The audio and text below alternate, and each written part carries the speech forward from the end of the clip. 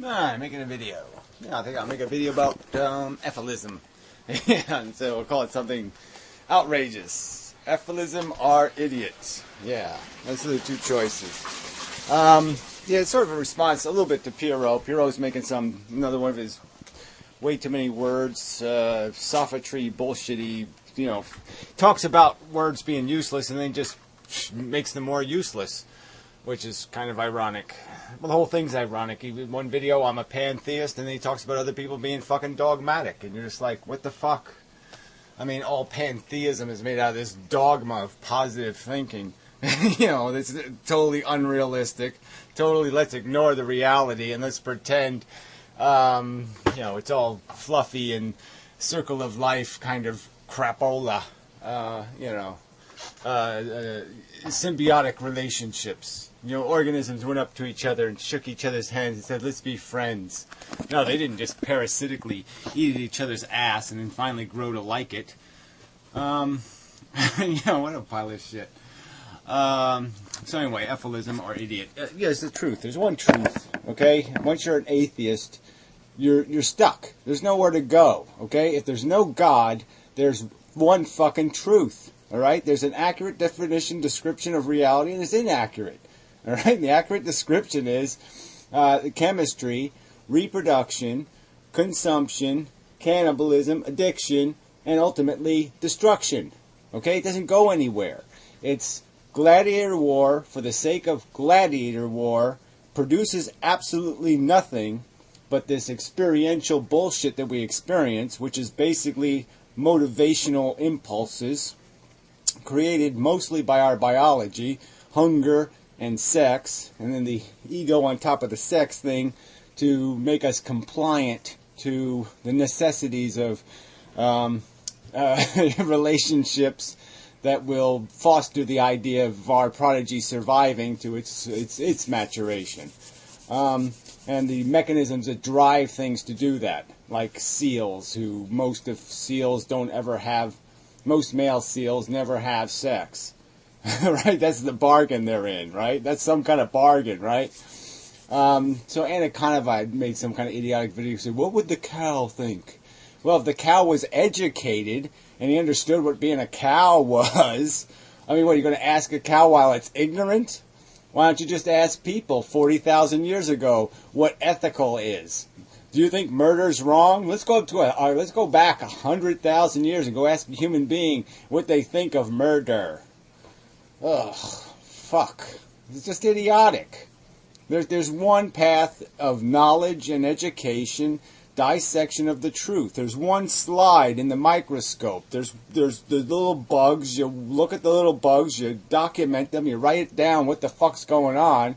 Well, what the fuck is going on here is that we're put in a needful state by our biology. It compels us to go and get things so we can get out of our negative state and get to a positive, more comfortable state. We're just chasing comfort.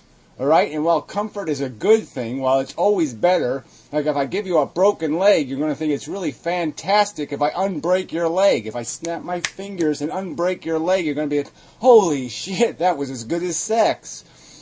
Because that's all it is. It's just taking you out of a negative state and putting you in a comfortable state. It's taking your tension away, or your anxiety away, or your worries away, or your concerns, or your burdens, or your sick mother, or your sick this, or this, some other thing that's burdening you. It's taking the burdens off of you, and you're calling that victory. Oh, I got the fucking burdens that were put on me by this mechanism, and I took the burdens off, and that's somehow a glorious thing. Well, it's not glorious. It's fucking idiotic. Stop glorifying that. All right? So the goddamn truth is, that's all there is here. There's just burden removal. Burden removal. Burden removal. Right? Logically, you say, the first rational question in intelligence would say, what's creating the burden? How much, you're sitting there creating all these derricks and all these cranes and all this mechanism and all this stuff to remove the burden. And the simple question would be, who put the burden there in the first place? Is there any reason to put the burden there? It's like you make a mess, right, to justify cleaning the mess. That's the circle of life. Make a mess to justify being a mess cleaner.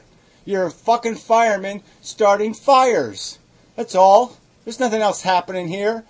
All you breeders are just fire starters. You're just saying, oh, I'm going to contrive an excuse to keep the fire burning. So we have an excuse to pretend we're putting it out. You're the fucking ones that started the damn thing, you idiots.